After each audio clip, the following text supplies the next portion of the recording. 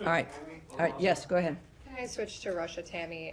After the Istanbul talks, Secretary Rubio said he didn't believe they were a waste of time because the Russians were going to be putting forward this proposal for potential ceasefire and end to the war. The Russians still have not given the U.S. that proposal. So do you still believe that this wasn't a waste of time? And when is the U.S. going to actually levy these sanctions that have been warned about and perhaps walk away from negotiations? Well, you've seen, I'm sure, President Trump's tweets. Yes.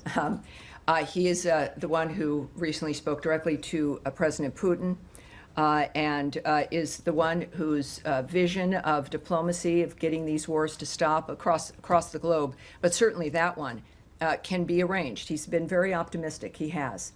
And as we've seen over the last few days, including this morning, the president has been very blunt about his opinion about President Putin. What I can say is that also, by the way, which has generated, I think, the president's ire and all of our extreme concern are the attacks resulting in civilian casualties in Ukraine. The president has said many times this has to stop.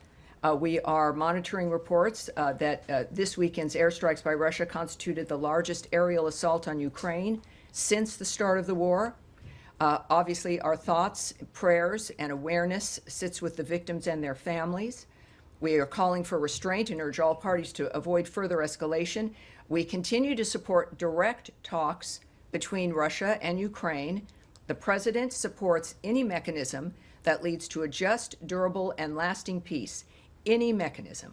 There is no military solution to the Russia-Ukraine conflict, and a diplomatic solution is necessary. I will, for those who did not see the president's statement indicating the extremity of his concern from last night, just as the top, I've always had a very good relationship with Vladimir Putin of Russia, but something has happened to him. He is needlessly killing a lot of people, and I'm not just talking about soldiers. Missiles and drones are being shot into cities in Ukraine for no reason whatsoever. And that goes on, and that's from his Truth Social account. And this morning, he noted, what Vladimir Putin does not realize is that if it weren't for me, lots of really, really bad things would have already happened in Russia. And I mean really bad. He's playing with fire.